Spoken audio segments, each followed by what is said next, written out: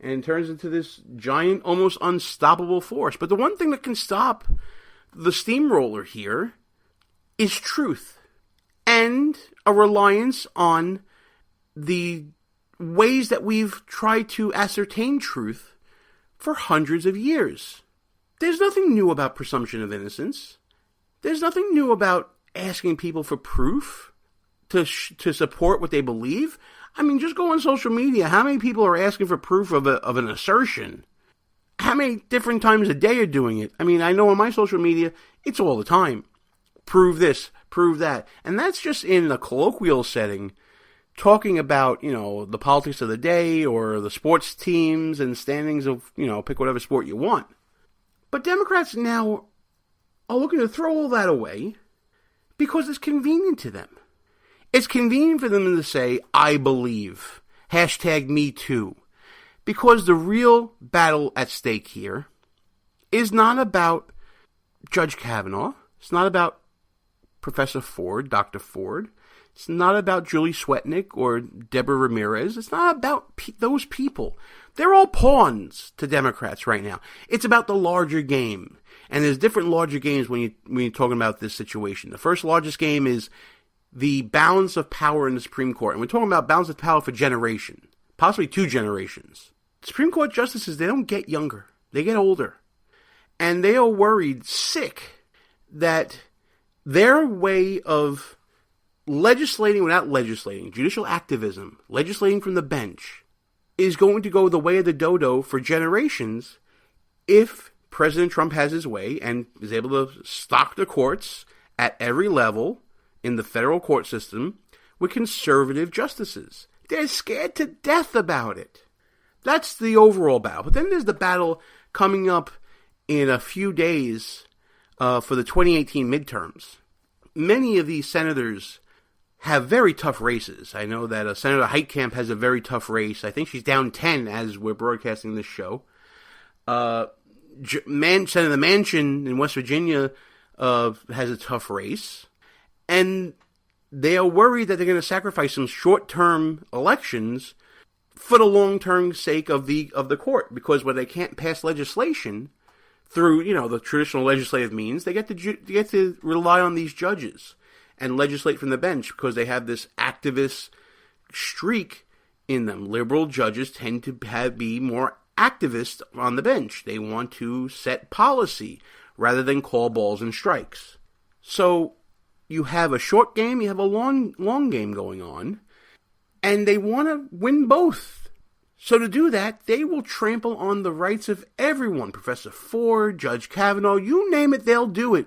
Because in the end, it's about power. Lindsey Graham was absolutely right when he was talking about what was going on with this Kavanaugh hearing and saying, this is about power and I hope you don't get it, or something to that effect. He was absolutely right in saying that for Democrats, this is solely about power. This isn't about principle, because they've thrown all principles that are uniquely American out the window. Now, I told you I'd get to this whole FBI investigation nonsense that Senator Flake called for after the completion of the second round of hearings, where there was testimony taken from Professor Ford and Judge Kavanaugh. I know that Senator Flake has been getting a lot of flack from a lot of people about this, but I have a theory that maybe Senator Flake isn't as bad as you all think. And by you all, I mean you arch-conservatives out there and you Trump supporters. I think Senator Flake may be doing more of a service for the Senate Republicans than you all may think. I think Senator Flake may be carrying a little water for Senator McConnell and the Senate Republican leadership. Because if things would have been allowed to stand, there would have had to be a lot of whipping to get votes into shape. And a lot of those undecided Republicans, like Senator Murkowski, Senator Collins on the Republican side, they may not have been there with any sort of question mark over the heads of this nomination.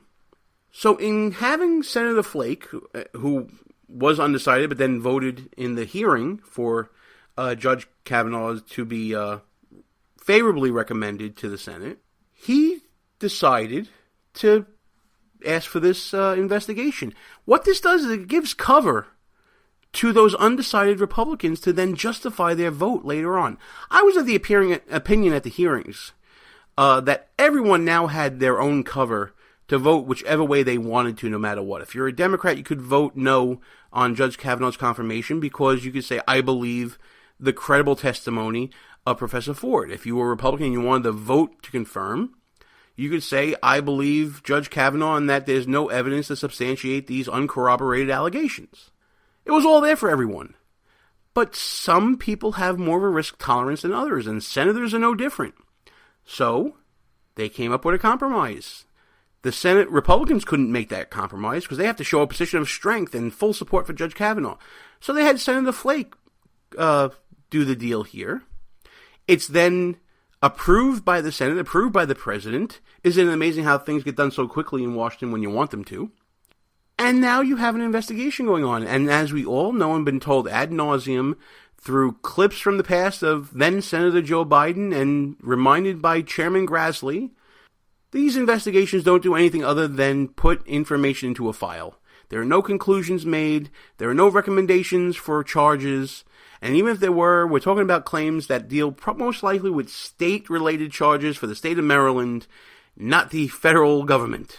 So it's a lot of show, and I think it does give Republicans cover ultimately for what they need to do, and that's to vote for Judge Kavanaugh. Which brings me to the final thought, folks.